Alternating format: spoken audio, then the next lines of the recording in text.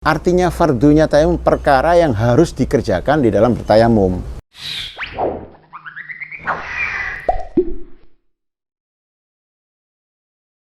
Selanjutnya ini fardunya tayamum ada 4. Ini masalah khilafiyah, ada yang 4, ada yang 5, ada yang 6 bahkan ya. Kalau metode takrib ini ada 4. Artinya fardunya tayamum perkara yang harus dikerjakan di dalam bertayamum. Itu sekali lagi fardu itu rukun atau fardu itu perkara yang harus dikerjakan. Kalau tidak dikerjakan salah satu saja pengaruh terhadap keabsahannya ibadah itu sendiri. Tayamum fardunya salah satunya kok nggak dilaksanakan, keabsahannya gagal, nggak sah. Fardunya wudhu yang menurut di kitab-kitabnya Syafi'iyah itu ada 6 itu ya. Kalau salah satu saja tidak dikerjakan ya otomatis nggak sah. Sholat juga begitu, fardunya sholat atau rukunnya sholat itu juga termasuk perkara yang harus dikerjakan di dalam sholat itu. Kalau tidak dikerjakan ya tidak sah, itu fardu ya. Walaupun syarat itu dia harus, cuma syarat itu di luar ibadah. Kalau fardu di dalamnya ibadah. Sholat, rukunnya sholat, takbiratul ihram itu rukunnya sholat ya. Sholat itu sendiri, kalau syaratnya sholat itu harus berwudu, katakanlah harus suci dari najis. Loh, di mana? Bukan di dalam sholat. Sebelum sholat sampean wudu dhisik. Itu juga harus. Nah, gitu. Makanya rukun atau fardu itu perkara yang harus dilakukan di dalam ibadah itu sendiri. Tayamum ya dalam tayamum itu. Di sini diterangkan ada 4. Ya. Wa fi ba'din nusakhi lan iku tetep ing dalem sebagian pira-pira tulodo. Tuladane kitab ibarati kitab arba'u khisolin utawi dawu arba'u khisolin. Lek wau nika arba'atu asya, lek kitab lintu arba'u khisolin sami mawon. Niatul fardi suci niat fardu. Lek kitab lintu kudu naklu turop, ngele lebune kudu dile. Jadi nggak cukup sampean uduk moro raine diterongosno kayak adus kan mboten cukup. Harus dipindah lho ngeten iki pindah ini. Nggih. Jadi kayak mriki niat fardu. Fa inna wa mongko lamun niat sapa al mutayammim wong kang tayamum al fardhu ing fardu wan naflalan ing sunat istabaha huma mongko kena ngalap kemurahan, mongko kena ngalap kewenangan sapa se mutayammim huma ing karone fardu lan sunat. Dadi lek tayamum niku niate cek kenek nglakoni fardu lan sunnah, maka dengan tayamum satu itu bisa untuk mengerjakan sholat fardu dan sholat sunnah. Jadi tayamum itu tergantung niatnya. Kalau wudhu enggak, selama enggak batal dipakai apa saja yang membutuhkan wudhu boleh. Kalau tayamum enggak, karena wudhunya sesucinya orang darurat, maka tergantung niatnya. Jadi kalau niatnya itu untuk melakukan fardu, cek oleh ngelakoni sholat fardu ambil sunnah, maka boleh melakukan keduanya. Oke. Pundi wau. Ka'ayyakula nawaitu istibahata fardhi sholah wa nafliha. Aku niat tayamum cek kenek ngelakoni sholat fardu lan sholat sunnah. Gampang cara Jawa ngoten. Aku niat tayamum cek kenek sembahyang fardu lan sembahyang sunat. Cek kenek tawaf lan sunate tawaf. Nggih. Ya napa kenek nglakoni sembahyang fardu, kenek nglakoni sembahyang sunnah.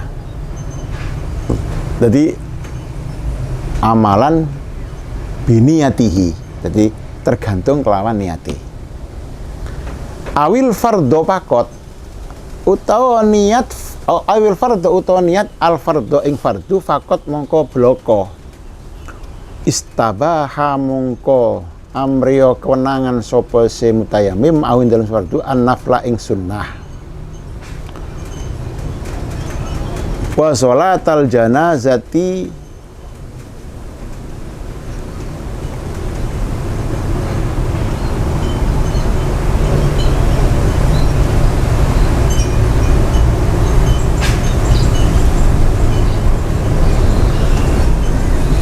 lan ing salat jenazah aidon halemane.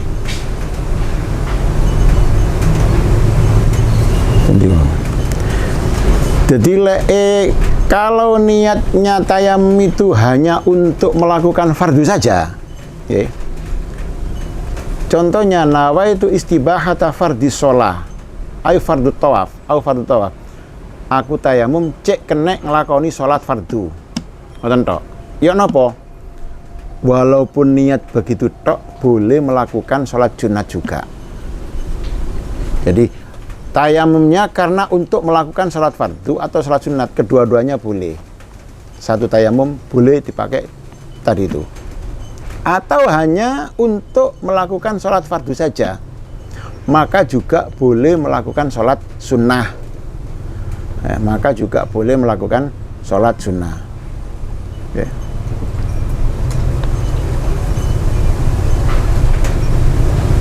Begitu juga sholat jenazah. Sholat jenazah itu karena itu termasuk fardu kifayah. Ya.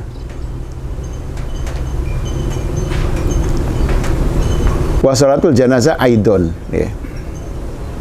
Jadi juga bisa dipakai untuk sholat jenazah. Karena fardu jenazah itu hukumnya fardu kifayah. Fardu kifayah itu bimanzilati nafli. Kedudukannya seperti hanya sunnah. Yang nggak boleh itu yang dilakukan ada fardu ain, fardu ain. Jadi yang nggak boleh double itu fardu ain. Sholat fardu untuk sholat fardu yang lain nggak boleh. Kalau sholat sunnah boleh. Okay. Awin nafla utawa niat ing sunnah fakot mongko bloko lam yastabih mongko ora kena ngalap kewenangan sapa si mutayammim awin dalam sartane sunnah utawa nafil al fardho ing fardu. Kalau niatnya itu niat agar bisa melakukan sholat sunnah, maka tidak boleh tayamumnya itu dibuat untuk sholat fardu. Aku niat tayamum cek kena gawe sholat tahiyatul masjid, maka tidak boleh untuk melakukan sholat dengan sholat fardunya. Untuk sholat-sholat sunat yang lain boleh. Kalau dirangkap dengan fardunya nggak boleh. Makanya kalau kita mau tayamum untuk katakanlah sholat maghrib, ya niatnya jangan diniati yang sunnahnya, diniati yang fardunya, yang maghribnya saja, agar kesunatannya juga ikut. Begitulah. Okay. Wa kadzalan iku kaya mengkono lam yastahim al fardho launawa lamun niat sapa wong as-sholata ing salat. Okay.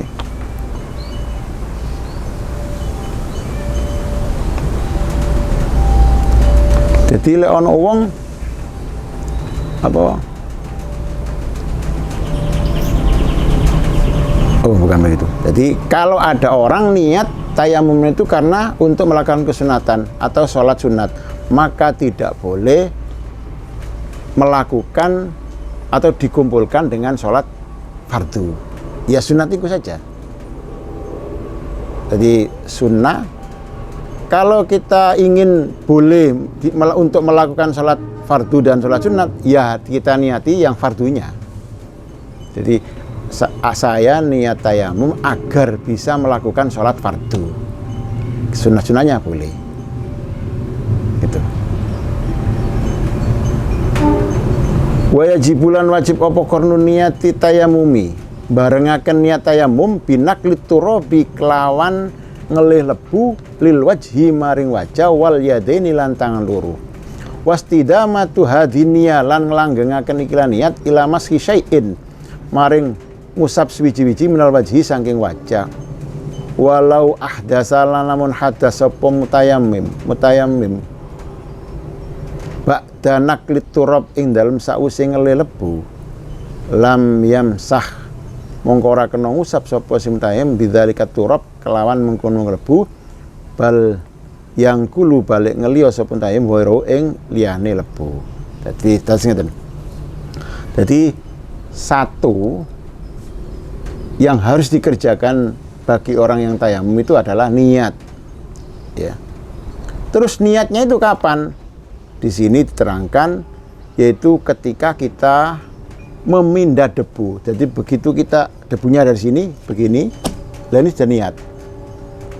Sampai kapan?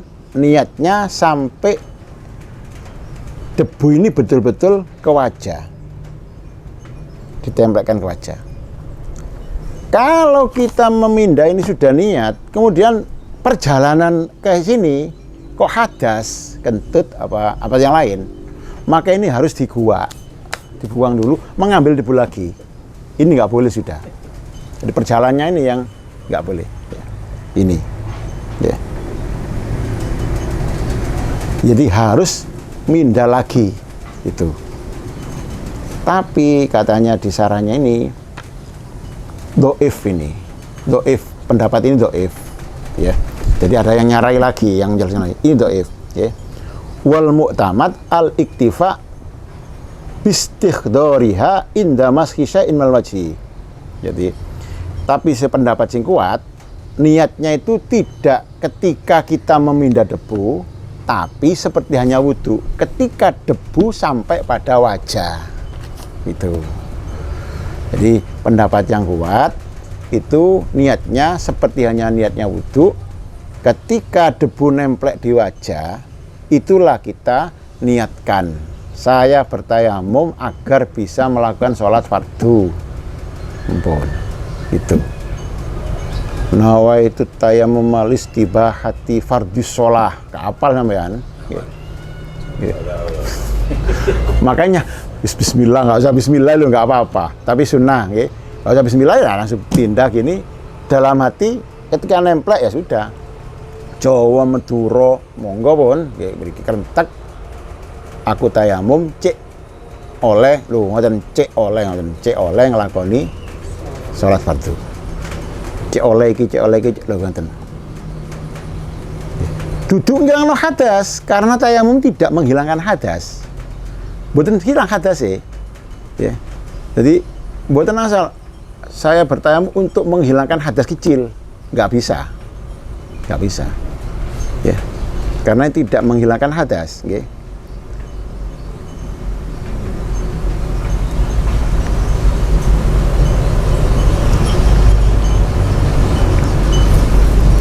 Wasani utai kang nomor loro. Wonten sing tangget ta? Mboten. Oh mangke mawon. Wasani gak tutuk sing wau niku.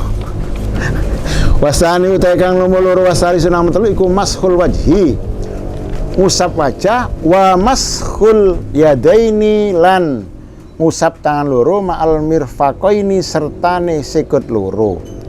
Wa fi ba'din nusakhi matni lan iku tetep ing dalem sebagiane tuladane kitab matan ilal mirfaqaini utawi dawu ilal mirfaqaini. Jadi yang nomor 2 dan yang nomor 3 fardunya tayamum atau perkara yang harus dikerjakan di dalam tayamum itu mengusap wajah dan kedua tangan. Mengusap bukan membasuh, mengusap. Karena debu, ya. Debu ini mengusap, ya. Sudah gitu.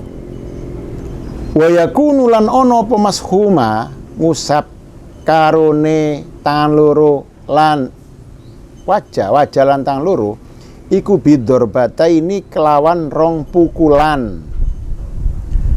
Jadi yang nomor 2 dan nomor 3 yang harus dikerjakan di dalam tayamum itu harus mengusap kedua wajah dan kedua tangan. Batasnya sama dengan batasnya ketika kita berwudu. Wajah ya seperti kemarin itu. Mulai tempat tumbuhnya rambut sampai sini, lebarnya telinga sampai telinga. Tangan mulai dari ujung jari, kuku sampai siku-siku atasnya bahkan itu ya. Siku-siku. Ya. Itu. Terus syaratnya apa itu? Ngusapnya harus 2 pukulan. Harus 2 pukulan. Jadi begini untuk wajah, begini ya. Katakanlah prakteknya begini. Sini ini begini. Begini bukan contoh yang baik, masalahnya kan ada kacamatanya kan. Sulat ini ya, sulit. Lek ana kancane kan saged dianuaken, lho ngeten nggih. Lho, sudah begini. Jangan dikembalikan sini. Nanti ini bercampur dengan debu yang mustakmal. Jadi debunya dikumpulkan sini, gini. Loh, dibuat. Terus 1 untuk ini, 2 untuk kedua tangan. Begini, ini ya. Ini. Loh yang ini kan nggak kena, ya cukup dengan debu yang ini sudah sampai sini. Itu, ya.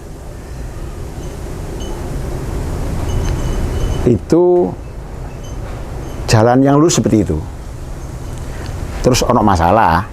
Walau wado ala namun dele sapa wong ya dahu ing tangane wong ala turabin ing atase lebu naimin kang alus. Pala komongko kantil apa lebu biha kelawan yat. Pala komongko kantil biha kelawan yat apa turabun lebu min ghairi darbin saking tanpa den pukul. Kafa mongko cukup pese lau wadoa. Jadi wau kan kudu gepuk. Ngeten. Jadi sama mboten digepuk wis dekek tok ngeten tok, nggih ngerti dekek. Nah, cukup mboten napa-napa. Tidak harus di mboten kudu ngoten, mboten. Nggih. Sebab ibaratnya sini doroba itu memukul. Wis pokok ngeten. Nah. Malah sunai sing kasar-kasar dilogrokno dhisik. Jika napa enten krikil-krikilan niku nggih. Loro kabeh teng wajan niku nggih. Loro nggih lek niku mboten dianu, nggih. Loro. Nggih.